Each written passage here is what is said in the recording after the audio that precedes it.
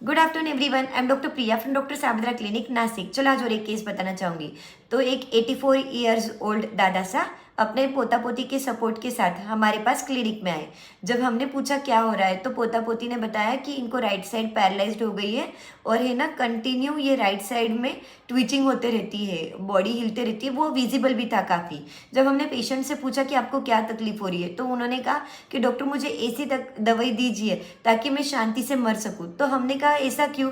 तो बोले देखो ना, मैंने अपनी 84 ईयर्स तक तो बहुत अच्छी ज़िंदगी जी ली है, अभी क्यों इस हालत में सबके लिए बोझ बनकर सबको परेशान करते करते जाना। मेरी वजह से सबको दिक्कत होती है तो मुझे लगता है कि अब मुझे मर जाना चाहिए। तो देखो ना, इंडिया में ही सिर्फ यूथनेशिया यानी इच्छा मृत्यु लीगल नहीं है, बाकी सब फॉरेन कंट्रीज़ में तो लीगल भी है।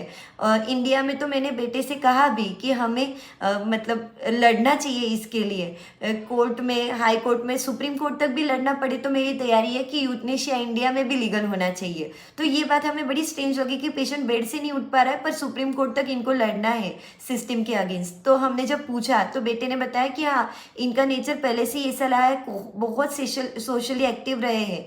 कभी भी अगर इनको लगा है कि सिस्टम में कोई इनजस्टिस हो रहा है या कोई ग्लिच है तो इन्होंने उसके अगेंस्ट काम किया है। तो हमने पेशेंट के फॉलोइंग रूब्रिक्स लगाए। तो इस केस में हमारा सबसे पहला रूब्रिक था एनार्चिस्ट, मतलब है अराजकतावादी। यहाँ पे शासन विरोधी कार्रवाई करना चाहते हैं वो, क्योंकि यूथनेशिया इंडिया में लीगल नहीं है तो हाई कोर्ट तक उस बात के लिए लड़ना चाहते हैं प्रॉपरली, इसलिए हमने ये रूब्रिक लिया। एंग्जाइटी कंसर्न्स ऑफ, क्योंकि कहीं ना कहीं मेरी वजह से किसी को परेशानी नहीं हो इसलिए ये उनका फीलिंग है। डेथ डिज़ायर, क्योंकि मुझे मृत्यु आ जाए ऐसी दवाई आप दीजिए, ऐसा उन्होंने कहा। इनजस्टिस कैनॉट सपोर्ट, क्योंकि इंडिया में ही सिर्फ वो लीगल नहीं है, बाकी जगह लीगल है, ये इनजस्टिस वो टॉलरेट नहीं कर पा रहे हैं। Hearing impaired auditory nerve from, हाँ ये एक्चुअली उनका हियरिंग इम्पेयर्ड था इसलिए हमने ये सिम्टम लिया, क्योंकि पैरालिसिस में ऑडिटरी नर्व भी अफेक्ट हुई है तो राइट साइड में ही ज़्यादा हियरिंग लॉस था। और जनरल्स में पैरालिसिस राइट और ट्विचिंग राइट ये उनके स्पेसिफिक सिम्टम्स है।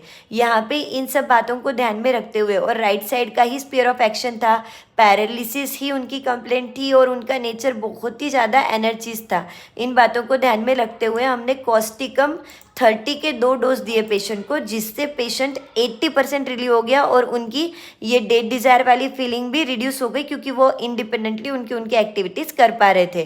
तो यहाँ पे स्ट्रॉन्ग सेंस ऑफ जस्टिस, ये जो फीलिंग है ये कॉस्टिकम का मेजर कोर है, और यहाँ पे वो सिस्टम को लीगली चेंज करना चाहते हैं।